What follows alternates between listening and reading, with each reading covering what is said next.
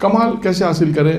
واجبات کی ادائیگی اور حرام سے اپنے آپ کو بچانا. یہ انسان آپ بڑے سے بڑے عالم اور مجتہد کے پاس جا کے پوچھتے ہیں کہ مولانا کہتے ہیں آغا صاحب ہم چاہتے ہیں کہ اچھے ہو جائیں, ہم چاہتے ہیں کہ کمال تک پہنچنا چاہتے ہیں, ہم چاہتے ہیں کہ کچھ زندگی میں کچھ کاموں کو انجام دیں. تو اکثر عالم روحانی وہ کیا کہتے ہیں؟ فقط واجبات. بعض لوگ کہتے ہیں واجبات رضا, واجبات کی ادائیگی کرو, حرام سے. اچھا اب آپ یہ دیکھیں, یہ دو چیزیں ایسی جو عرفی مثال کے ذریعے میں بہت آپ کے کام آئے گی. آپ طبیب کے پاس گئے, آپ کا گلا خراب تھا, تو طبیب آپ کو جو دو چیزیں کہے گا, ٹھنڈا پانی نہیں پیو, ٹھنڈی چیز نہیں کھاؤ, اور یہ دوا استعمال, میڈیسنس, یہ دوا ہے جو میڈیسنس, اس کو دو کام آپ نے کرنے پھر تو آپ کا گلا صحیح ہوگا. لیکن آپ نے کہا نہیں میں میڈیسنس تو کھا رہی ہوں, وہ تو میں کھاؤں گی لیکن ٹھنڈا پانی بھی پیوں گی, مرتب ٹھنڈا پانی پی رہے ہیں, مرتب ٹھنڈی بوتل پی رہی ہیں, دوا بھی کھا رہی ہیں, جو ڈاکٹر نے دوائی دی اس کو کھا رہی ہے مرتب, وہ بھی مرتب صبح دوپہر شام مرتب وہ بھی کھا رہی ہے, تو کیا گلا صحیح ہوگا؟ کیوں؟ آپ کیا میں دوائی تو کھا رہی ہوں. کیوں؟ دوسری طرف جو احتیاط کرنی ہے, جو ٹھنڈا پانی نہیں پینا, اس کو آپ انجام دیں. بالکل اسی طرح یہاں پر بھی واجبات کی ادائیگی کے ساتھ ساتھ حرام سے بھی اپنے آپ کو بچانا ہے. آپ نے کہا میں نماز تو پڑھ رہی ہوں, روزہ تو رکھ رہی ہوں, حجاب کر رہی ہوں, جو واجب اللہ نے کہ تمام واجبات کی ادائیگی کروں, لیکن دوسری طرف مثال کے طور پہ خدا نخواستہ ایسی محفل میں جانا جو حرام میں وہاں جا رہے ہیں, غیبت کرنا وہ بھی کر رہے ہیں, کسی برائی کرنا وہ بھی کر رہے ہیں, گناہ کے کاموں کو بھی ساتھ ساتھ اگر انجام دے رہے ہیں, تو وہ انسان اس کمال تک نہیں پہنچے گا. اس کی بہترین مثال یہی کہ انسان کا گلا اس وقت صحیح ہوگا جب دونوں کام انجام دے جائیں گے. میڈیسنز کے ساتھ ساتھ احتیاط بھی ضروری, ٹھنڈا پانی بھی منع کیا جب تک. تو پتہ چلا کہ دو چیزیں کو انجام دیں گے تو انسان اپنی اس بیماری سے نجات حاصل کرے گا. بالکل اسی طرح واجبات کی ادائیگی کے ساتھ ساتھ محرمات سے بھی انسان اپنے آپ کو بچائے, ترک حرام بھی اپنے آپ کو بچائے گا, تو پھر وہ ارتقاء کی طرف بڑھے گا. تبھی آپ دیکھیں ایک روایت ہے معراج کی کہ پیغمبر, یہ معراج کی روایت نہیں ہے, دوسری روایتوں میں ہے, ایک جملہ ہے کہ انسان کے پاس ایسا تقوی ہو کہ جو اسے حرام سے بچائے. یعنی ایسا تقوی نہیں ہو کہ جو اسے حرام کی تقوی ہے لیکن اسے حرام کی طرف نہیں روک رہا, تو کوئی فائدہ نہیں ہے اس تقوی کا. یعنی تقوی بھی ایسا ہو, یعنی واجبات کی ادائیگی ایسی ہو کہ جو اسے گناہوں سے محفوظ بھی رکھتا ہو, وہ تقوی فائدہ مند ہے. وہ تقوی فائدہ مند نہیں ہے کہ جو واجبات کی ادائیگی کے ساتھ ساتھ انسان گناہ بھی انجام دے رہا, پھر انسان کمال تک نہیں پہنچے گا. تو آپ دیکھیں ہم اپنے معاشرے میں, اپنی زندگی میں کیوں کمال تک ہی نہیں پہنچتے؟ اس کی وجہ اس لیے احتیاط نہیں کر رہے. ہم نماز پڑھ رہے ہیں, روزہ بھی رکھ رہے ہیں, حجاب بھی کر رہے ہیں, حج بھی ادا کر رہے ہیں, اب معروف بھی کر رہے ہیں جو واجب ہے, لوگوں کو نیکی کے حکم بھی دے رہے ہیں, برائی سے بھی روک رہے ہیں, معاشرے میں اصلاح بھی کر رہے ہیں, اچھے کام بھی کر رہے ہیں, مدرسے میں بھی جا رہے ہیں, مدرسہ پڑھا بھی رہے ہیں, اور آگے چل رہے ہیں, کتنے اچھے اچھے کام ہم انجام دے رہے ہیں, صلہ رحمی بھی کر رہے ہیں, اور آگے چلے جائیں. لیکن دوسری طرف جہاں ہم جس محفل میں نہیں جانا چاہیے وہاں جا رہے ہیں. مثال کے طور پر غیبت نہیں کرنی چاہیے, غیبت بھی کر رہے ہیں, گناہ کے کاموں کو ساتھ ساتھ انجام دے رہے ہیں. تو کیا پتہ چلا کہ وہ گناہ کی وجہ سے انسان ترقی کی منزلیں طے نہیں کر رہا, وہ کمال حاصل نہیں ہو رہا. جس آپ کے سامنے مثال میں نے عرفی ایک مثال دے دی, بالکل اسی طرح کہ آپ میڈیسن 10 دن تک میڈیسن کھاتے رہے, ساتھ ٹھنڈا پانی بھی پیتے رہے. آپ ڈاکٹر کے پاس جا کے گئے, ڈاکٹر کہے گا کیوں صحیح نہیں ہو رہا؟ آپ کے میں نے میڈیسن تو مکمل لی, آپ ڈاکٹر مجھے احتیاط کی, احتیاط نہیں, ہم تو ٹھنڈا پانی پی رہے. پھر ڈاکٹر کیا کہے گا؟ پھر میں آپ کا علاج نہیں کرتا. بعض ڈاکٹر ہیں وہ صاف منع کر دیتے ہیں کہ ہم اس پیشنٹ کا علاج نہیں کرتے جو ہماری بات نہیں مانتا. خیر, تو کہنا مقصد یہ کہ یہ کمال تک پہنچنے کے لیے اہم وسیلہ ہے. آپ دیکھیے گا کہ جتنی بھی لوگ, ہسٹری پڑھیے گا ان لوگوں کی, ابھی تو ہمارا وقت نہیں, ورنہ انشاءاللہ کبھی وقت ہوا تو وہ افراد جو جن لوگوں نے کمال حاصل کیا, میں نے عرض کیا تھا کمال تک پہنچے, انہوں نے اپنی زندگی میں بھی بتایا کہ انسان کو زندگی میں بھی بتایا, لوگوں کو بھی بتایا کہ تمہیں اگر کمال تک پہنچنا ہے تو ان کاموں کو انجام دینا پڑے گا. ان میں آپ دیکھیے آگا خونساری کا جو میں نے عرض کیا اس میں بھی ایک جملہ یہی ہے. طلبہ کے لیے پوچھا طلبہ کے لیے کیا کریں, طلبہ کو کیا کرنا چاہیے, طلبہ کے لیے کیا نصیحت کریں گے, تقوی اختیار کرو اور درس پڑھو.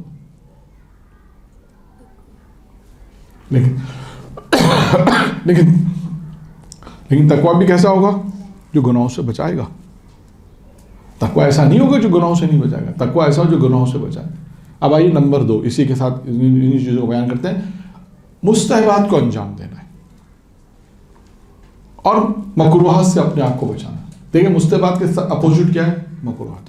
واجبات کے اپوزٹ محرمات. مستحبات کو انجام دینا ہے. دیکھیں مستحبات کو انجام دینا ہے, اور یہ بھی بہت اہم چیز ہے ہمارے یہاں. کیوں بہت سے ایسے مستحبات, یعنی بہت سے مستحبات جو ہیں لوگ انجام نہیں دیتے, جس کی بنا پر وہ ثواب حاصل نہیں کر پاتے. اور یہاں پر میں قصہ بھی آپ کو بیان کروں. تاریخ واقعہ ہے, کتاب کا نام ہے سیمِ فرزگان, جہاں تک مجھے یاد ہے. فارسی میں ایک زمانے میں دیکھی تھی, اردو میں پتہ نہیں ترجمہ نہیں ہوا, نہیں معلوم نہیں. لیکن اس کتاب میں یہ واقعہ لکھا گیا ہے کہ غالباً شہید اول کے بیٹے نے پیغمبر اسلام کو خواب میں دیکھا اور پوچھا, پیغمبر اسلام سے ایک سوال پوچھا. پیغمبر اسلام سے سوال یہ پوچھا کہ پرانے زمانے کے جو علماء تھے, پہلے کے جو علماء تھے, ان میں کرامت ہوتی تھی, آج کل کے علماء میں کرامت ہی کیوں نہیں؟ ہو سکتا ہے یہ سوال آج بھی کوئی کرے, تو کرتے ہیں. لیکن اس نے, ان کے بیٹے نے کس سے سوال پوچھا؟ رسول خدا سے. پیغمبر کو خواب میں دیکھا, پیغمبر سے سوال پوچھا. پیغمبر اسلام نے کہا کہ صرف وجہ اتنی کہ پرانے جو علماء تھے ان کے پاس احکام کی 2 ہی قسمیں تھیں. آج جو علماء ہیں ان کے احکام کی 5 قسمیں, بس اتنا سے فرق ہے. آج کے احکام کتنی قسمیں ہیں؟ 5. واجب, حرام, مستحب, مکروہ اور مباح. یہ آج کا. پہلے کے جو علماء تھے ان کے 2 قسم کا, حرام اور واجب. کا وہ لوگ مکروہات کو حرام میں شمار کرتے تھے, مستحبات کو واجب.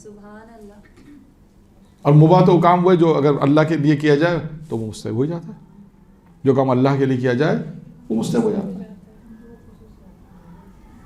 تو کہا کہ پرانے جو علماء تھے ان کے بعد احکام کی صرف 2 ہی قسمیں تھیں. یعنی وہ مکروہات کو, مثلا مکروہ کو کہتے ہیں نہیں انجام نہیں دینا, مثل حرام ہے. مستحب مثل واجب انجام دینا ہے, انجام دینا ہے اسے, اگرچہ مستحب ہے لیکن مثل واجب. تو پتہ کیا چلا کہ تو انسان کے اندر دیکھیں کرامتیں پیدا ہوتی. شہید اول کا قصہ ہے کہ پچھلے ہفتے شاید آیا تھا کہ جو لکھتے ہیں پہلے زمانے میں تو دوات لکڑی سے اور دوات سے لکھا جاتا تھا نا. اگر آپ ایک لکڑی کا جو قلم ہوگا وہ دوات میں اگر ڈالیں گے, انک میں ڈالیں گے, تو کتنے لائنیں لکھ سکتے ہیں. آپ نے پرانے لوگوں کو دیکھا ہوگا, وہ شاید انہوں نے اس میں دوات میں ڈالا, پھر فوراً لکھا, پھر ڈالا, پھر لکھتے تھے. کہتے ہیں شہید ثانی کے لیے مشہور ہے یا لکھا گیا ہے کتابوں میں, ان کے واقعات اہل علم بیان کرتے ہیں کہ وہ ایک دفعہ دوات میں ڈالنے کے بعد, انک میں ڈالنے کے بعد 40 لائنیں لکھا کرتے ہیں.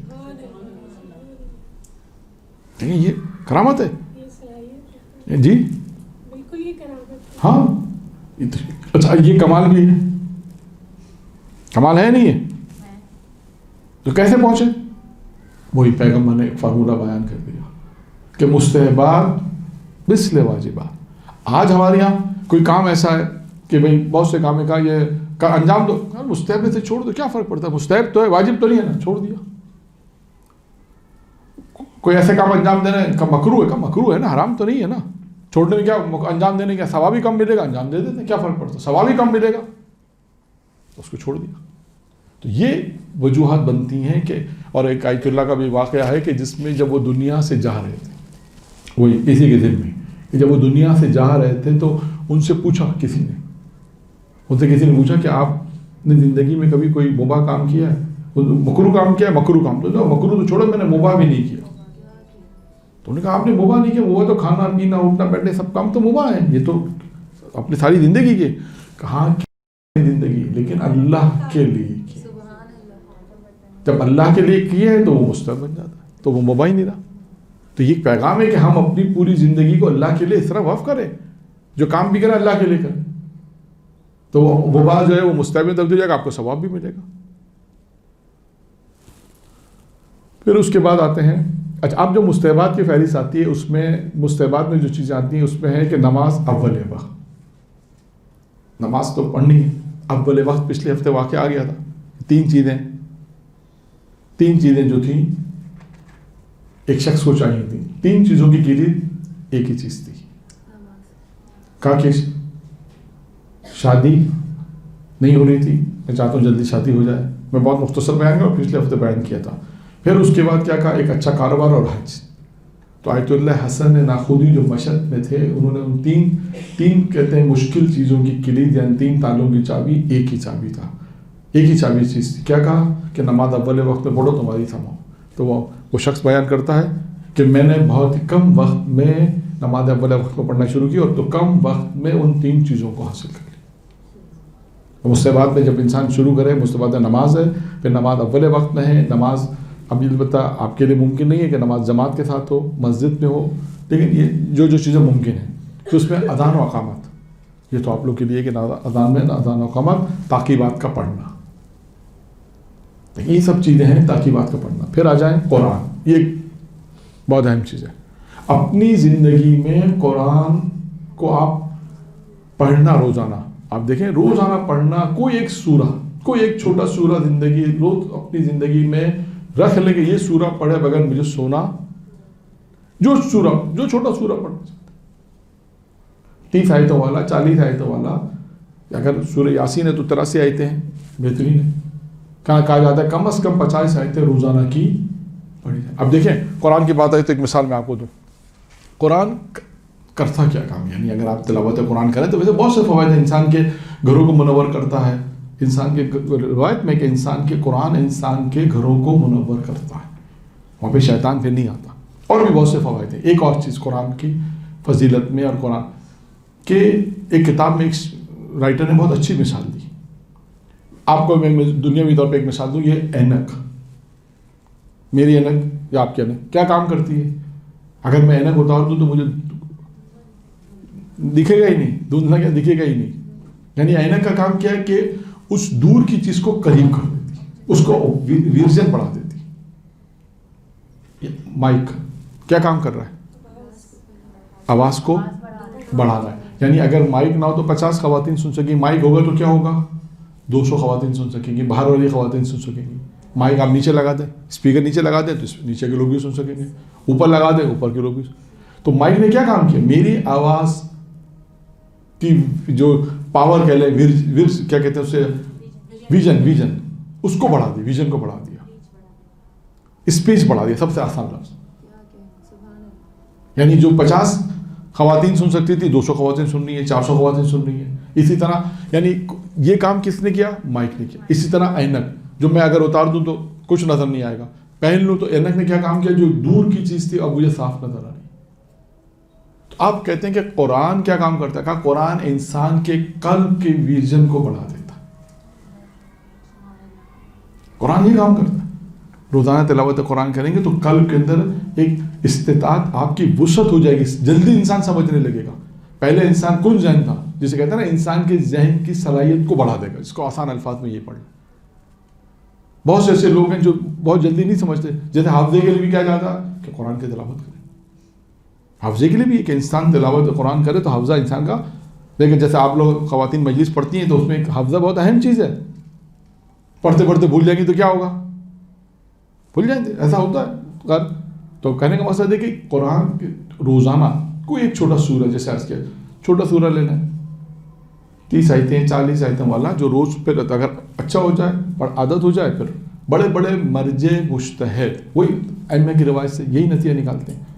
بڑے اہل علم کے پاس جائیں، منبریوں کے پاس جائیں، وہ یہی کہتے ہیں کہ آپ قرآن سے اپنی آشنائی پیدا کریں، قرآن کو اپنا دوست بنائیں، قرآن کو اپنا دوست بنائیں، قرآن سے آشنائی پیدا کریں.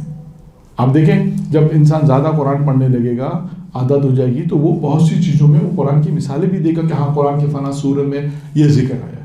اگر وہ آہستہ آہستہ اپنے بڑھائے گا، پھر ترجمہ بھی پڑھے گا تو اس سے بہت ساری چیزیں قرآن سے مربوط چیزیں یاد ہو جائیں گی. کوئی ذکر آئے گا تو کہے گا ہاں اصحاب کہف کا ذکر فلاں سورہ میں آیا، فلاں بنی اسرائیل کا ذکر وہ آئے گا تو کہا فلاں سورہ میں آیا. اگر اس نے ترجمہ بھی ساتھ ساتھ پڑھے، بعد میں ایسے ایسے عادت تو دیکھیں تلاوت قرآن یہ انسان کی ترقی کے لیے کہتے ہیں کہ بہت اہم کردار، کمال تک انسان کو پہنچاتا ہے. یہ سب چیزیں ہیں جو انسان کو کمال تک پہنچاتی ہیں. جو ہم لوگ سے مراد مدرسے کے لوگ، طالب علم، مولانا حضرات، ذاکرہ حضرات، جو مبتدی ہیں پڑھنے والے، یہ ہر شخص چاہتا ہے میں آگے بڑھوں، ہر شخص چاہتا ہے ترقی کروں. تو ترقی کے لیے انسان کو کمال کے لیے کچھ قربانی دینی پڑے گی. وہ قربانی یہی ساری چیزیں، انسان واجبات کی ادائیگی کرے، مستحبات کی ادائیگی کرے، حرام سے اپنے آپ کو بچائے، مکروہات سے اپنے آپ کو بچائے. اس کے بعد جو ہے وہ اگر نماز کی بات ہے، تاقیبات، اگر انسان مرتب تاقیبات پڑھے، مستحب نمازیں ہیں، اذان اقامت ہے، قرآن کی تلاوت ہے. قرآن کی دیکھیں، قرآن انسان کے بہت اہم ترین کام. میں نے کہا کہ قرآن اگر انسان مرتب قرآن پڑھتا ہے، آپ دیکھیں بڑے آیت اللہ یا اہل ممبر، سب جو لوگ جو قرآن سے وابستہ ہیں، وہ یہی کہتے ہیں آپ قرآن کو اپنا دوست بنائیں، قرآن سے آپ کی دوستی ہونی چاہیے. اور اس کے بعد دعا اور ذکر، اس کا بھی سلسلہ انسانی زندگی میں ہونا چاہیے. دعا اور ذکر، یہ بھی انسان کی زندگی میں پروردگار سے دعا کرتا رہے. ذکر کا کوئی وظیفہ جو روزانہ دعا پڑھنے، آج کی تسبیح جیسے درود کی تسبیح ہے، انسان اس کو پڑھے. اس طرح روزانہ کی تسبیح ہے، کوئی ذکر ہے، انسان اس کو پڑھے. انسان عادت ڈالے کہ میں اپنے آپ کو پابند. بعض اوقات لوگ دیکھیں پابند بناتے ہیں تو پھر کامیاب ہوتا ہے. کبھی کیا کبھی نہیں کیا، کبھی کیا، وہ فائدہ نہیں دیتا. روز انسان اپنے آپ کو پابند بنائے کہ میں یہ ذکر مجھے پڑھنا ہے، یہ دعا مجھے پڑھنی ہے. پھر دیکھیں انسانی زندگی میں تبدیلی آتی ہے، ایسا نہیں آتی. بس شرط ہے کہ وہ تمام شرائط مرتب ہونے چاہیے. پھر اس کے بعد ہے توسل اہل بیت، جو میں نے آپ سے عرض کیا کہ دیکھیں توسل اہل بیت. ابھی آپ کے سامنے بھی میں نے واقعہ بیان کیا، امام زمانہ کا توسل تھا. اس جناب عباس کا واقعہ میں تھا، اس نے توبہ کے لیے پڑھا، لیکن پہنچا مجلس سے ذکر عباس نے اس کو ہدایت. تو اب توسل، اب آئیے توسل میں ایک واقعہ شاید آپ لوگوں نے سنا ہوگا، لیکن چلے بیان کر دیتا ہوں. نجف اشرف کا واقعہ ہے، اور بھی بہت سے واقعات ہیں، لیکن شاید شیخ مرتضیٰ انصاری کا واقعہ ہے. مجھے نہیں معلوم، میں نے تو شاید پتہ نہیں پڑھا یاد نہیں ہے شاید، لیکن بہرحال توسل کے میں آئے تو ضمنی طور پہ اس واقعے کو پڑھ دیتا ہوں تاکہ آپ دیکھیں گے توسل کتنا اہم ہے اور انسان کو کہاں پہنچا دیتا ہے. شیخ مرتضیٰ انصاری نجف اشرف میں آج سے تقریباً 150-2 سال پرانے مرجع پشت ہیں. خود ان کے اپنے واقعات بڑے دلچسپ واقعات ہیں. ان میں سے ایک واقعہ میں اور آپ کو سنا دیتا ہوں. ایک مرتبہ ان کی زوجہ نے ان سے کہا کہ بھائی مجھے ایک چادر چاہیے. سنا آپ نے واقعہ یہ؟ نہیں سنا. ایک چادر چاہیے. تو پوچھا کس لیے چادر چاہیے، کیا کام ہے؟ کہا کہ یہ جو بستر رکھے ہوتے ہیں گھروں میں، اس بستر پہ ڈالنی چادر. برا لگتا ہے، مہمان آتے ہیں، برا لگتا ہے. ایک چاہتا ہوں ایک چادر اس پہ ڈال دی جائے. تو انہوں نے کہا کہ میں اس کی ضرورت محسوس نہیں کرتا ہوں، میں اس کی ضرورت محسوس نہیں کرتا کہ ہونی چاہیے. نہیں ہے تو کیا فرق پڑتا؟ نہیں ہے، کوئی مہمان آیا ہے، کیا فرق پڑتا ہے؟ انہوں نے کہا کہ میں اس کے پیسے نہیں دے سکتا. ٹھیک ہے. کچھ عرصے کے بعد 2 مہینے 3 مہینے 4 مہینے مثلا 4-5 مہینے بعد انہوں نے دیکھا کہ اس پہ چادر پڑی ہوئی ہے. پوچھا تو جا چلے، پوچھا اپنی بیگم سے. آج کے اسلام میں یہ لفظ زیادہ اچھا ہے، کیونکہ آج کے اسلام سے ماڈرن لفظ استعمال ہونے چاہیے نا. زوجہ پرانا لفظ ہے، بیگم. اور زیادہ ماڈرن ہو جائیں گے وائف. جتنے زیادہ ماڈرن الفاظ استعمال ہوں گے وہ زیادہ لوگ اس میں زیادہ انٹرسٹ پیدا کر سننے میں بھی. خیر، کیونکہ بعض اوقات اصل میں شخصیت کے اعتبار سے جملہ استعمال ہوتا ہے. اب ہم یہ نہیں کہیں کہ شیخ مرتضیٰ انصاری نے اپنی وائف سے کہا، یہ مناسب نہیں ہے. کہیں شیخ مرتضیٰ انصاری نے اپنی زوجہ سے کہا. شخصیت کے اعتبار سے یہ جملے استعمال ہوتا ہے. خیر، آپ نے پوچھا کہ بھائی میں تو آپ کو پیسے نہیں دیے، یہ چادر کہاں سے آئی؟ کہنے لگی حضور جو آپ ماہانہ دیتے ہیں مجھے، اب وہ جو بھی دیتے ماہانہ، مثلا اس زمانے میں دیتے ہوں گے 10 درہم فرض کر لیں، تو آپ جو 10 درہم دیتے ہیں ماہانہ، تو میں نے اس میں سے تھوڑا تھوڑا بچایا، تھوڑا تھوڑا پونا درہم آدھا درہم مثلا بچاتی رہی، آدھا درہم بچاتے، اور تاکہ جب 3-4-5 ماہ گزر گئے تو جو پیسے بچے اس کی میں نے چادر لے لی. تو انہوں نے کہا اچھا اس کا مطلب یہ ہے کہ 9.5 میں گزارا ہو سکتا ہے. تو کہا آئندہ تم کو 9.5 ہی ملا کریں گے. اتنے سخت تھے. اور بھی ان کے دلچسپ واقعات ہیں. یہ وہ تھے جو ایک جملہ کہہ دوں کہ یہ وہ تھے کہ جنہوں نے یہ کہا تھا کہ اگر زمانے کا امام مجھے مجتہد کہے گا تو میں اپنی توسیع مسائل دوں گا. ہاں، اور واقعہ ہے تاریخ میں، کتابوں میں ہے کہ وقت کا امام زمانہ، وقت کے امام آنے کے بعد امام نے ایک سوال پوچھا، انہوں نے جواب دیا، پھر اس کے بعد پورا طولانی قصہ ہے. پھر امام نے کہا کہ انت مجتہد. پھر انہوں نے جب لوگوں سے پوچھا یہاں کوئی آیا تھا، لوگوں نے کہا کوئی نہیں آتا، تو پھر اسے اس بات کا یقین ہو گیا آنے والا امام تھا اور انہوں نے مجھے یہ سند دی کہ میں مجتہد ہوں، تو انہوں نے وہ توضیح، اس وقت انہوں نے وہ توضیح مسائل. دیکھیں یہ ایسے لوگ گزرے، یہ ہے کمال کہ امام زمانہ نے کہا تو مجتہد ہو، پھر اس کا تو انہوں نے توضیح. یہ ہے کمال کے لیے. اب یہ وہ لوگ تھے جو اپنی زندگی میں زیارت عاشورہ، زیارت جامع کبیرہ، نماز شب، یہ کہتے ہیں پڑھا کرتے تھے. جامع کبیرہ کے لیے بہت زیادہ ہے کہ جامع کبیرہ انسان پڑھے، دعائے کمیل، یہ تمام چیزیں دعا اور ذکر میں آ جاتی ہیں، جو میں نے ابھی اس میں نہیں بیان کی کہ دعا اور ذکر میں کیا کیا گیا. جب ان کے واقعات آئے تو ذہن میں آئے زیارت جامع کبیرہ، دعائے کمیل، دعائے توسل، حدیث قصہ. یہ ساری وہ چیزیں ہیں کہ جو انسان مرتب پڑھتا ہے، مرتب جسے کہتے ہیں. زیارت آل یاسین، جمعے کا دن ہے ویسے ہی پڑھے، دعائے عہد ویسے ہی پڑھے. ساری وہ چیزیں کہ جو انسان کو آہستہ آہستہ آہستہ آہستہ ایک مقام تک پہنچاتی. یہ کمال بٹن دبانے سے نہیں آتا، یہ ذہن میں رکھیے گا کہ آج پڑھا کل میں بہت پتہ چلا میں لوگوں کو دیکھ رہی ہوں اور فلاں دیکھ رہا ہوں، ایسا نہیں ہوتا، ایسا نہیں ہے. تو خیر اب ان کا جو اصل واقعہ بیان کرنا تھا وہ تو میں بیان کروں. یہ تو میں نے آپ کے سامنے ضمنی طور پہ بیان کیا کہ یہ وہ شخصیت ہے جو کمال کی اس منزل پر ہے. اب ان کے زمانے، یہ جو جس دور میں مجتہد تھے، درس خارج دے رہے تھے، ان کا ایک شاگرد تھا. درس خارج آپ کے علم ہے کہ 10-12 سال انسان پڑھتا ہے پھر درس خارج میں بیٹھتا ہے. اور ان کا جو شاگرد تھا اسے درس سمجھ میں نہیں آ رہا تھا، گیا درس میں کچھ سمجھ میں نہیں آ رہا تھا. جیسے آج کل ایسا کہتا ہے پورا بلینک ہو گیا، کیونکہ پرانی جو کتابیں پڑھائی جاتی ہیں، آخری کتاب رسائل مقاصد کفایہ ہے، وہ کتابوں پر پھر درس خارج ہوتا ہے. مجتہد اپنا درس خارج جو دیتا ہے وہ جو کتابیں پڑھی ہوتی ہیں اس کے اوپر اس کا درس خارج ہوتا ہے. اب یہ جب درس خارج میں پہنچے تو انہیں کچھ سمجھ بھی نہیں آ رہا کہ کیا. اب 10-12 سال جو محنت ہے وہ ضائع ہو رہی ہے، 10-12 سال جو محنت کی وہ ضائع ہو رہی ہے. اب ایک مہینہ گزرا مثلا کے طور پہ 10-12-15 دن، مہینہ پر گزر گیا، کچھ ہی سمجھ میں نہیں آ رہا، تو آدمی کیا کرے گا؟ نجف میں ہے تو کیا کرے گا؟ کس کے پاس جائے گا؟ امیر المومنین کے پاس. کہتے ہیں طالب علم گیا، جانے کے بعد اس نے گریہ کیا، مولا سے کہا مولا کچھ سمجھ میں نہیں آ رہا، مولا میری مدد کیجیے.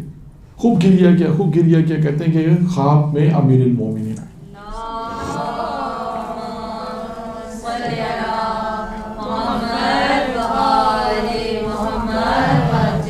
خواب میں امیر المومنین آئے اور آنے کے بعد اس کے کان میں کہا بسم اللہ الرحمن الرحیم. اب آپ سوچیں جس کے کان میں مولا بسم اللہ پڑھے اس کی ذہن کی کیفیت کیا ہوگی. اب جب یہ درس پہ پہنچے تو ان کو درس ایکسٹراڈنری سمجھ میں آنے لگا، بہت زیادہ سمجھ میں آنے لگا. اچھا اب یہ باریک سے باریک اعتراض بھی کر رہے ہیں. اچھا لوگ طالب علم دیکھ بھی رہے ہیں کہ یہ اعتراض کسی کی سمجھ میں نہیں آ رہا. مثلا روزانہ یہ سلسلہ چلتا ہے کچھ دنوں تک. استاد بہرحال استاد ہوتا ہے، یہ یاد رکھیے گا. استاد نے دیکھا، روز دیکھتے تھے سوالات کر رہے ہیں، باریک سوالات کر رہے ہیں. استاد بہرحال استاد ہوتا ہے. استاد روزانہ ان کے جوابات دیتے رہے. ایک دن استاد ممبر سے اترے، اس کے قریب آئے، اس کے کان میں ایک جملہ کہا اور چلے گئے. اور آج کے اسلام میں اس کو میں اپنے الفاظ میں تعبیر کریں کہ جو جملے کے بعد اس کا چہرہ اتر گیا. کیا کہا استاد نے؟ استاد نے اس کے کان میں کہا کہ جس نے تیرے کان میں بسم اللہ پڑھی ہے اس نے میرے کان میں پوری سورہ حمد پڑھی ہے. اب سوچ لیں، اب دیکھیں یہ شخصیت ہے کمال کی. شیخ انصاری اس منزل پر ہیں. یہ اگر آپ سوچیں کہ یہ اس سے بڑا کیا کمال ہے کہ امیر المومنین آ کے سورہ حمد پڑھ جائیں، اس سے بڑی کیا انسان کو کمال چاہیے.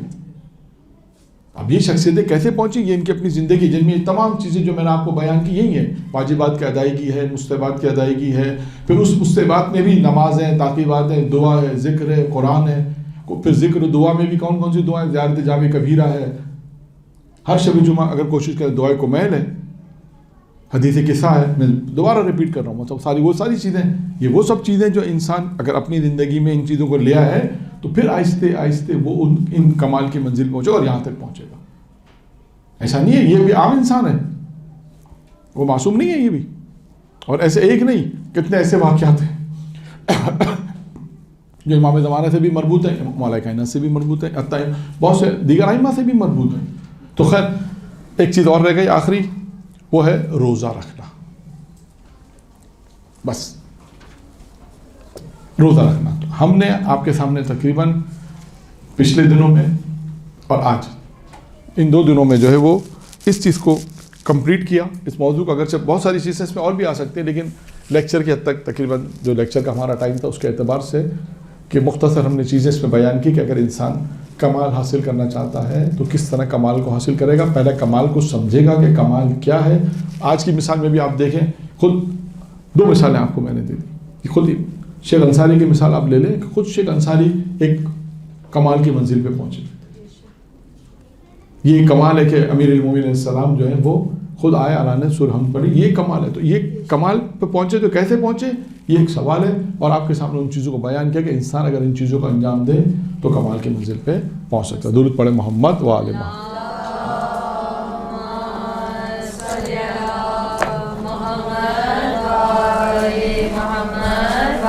فرج و مطمئن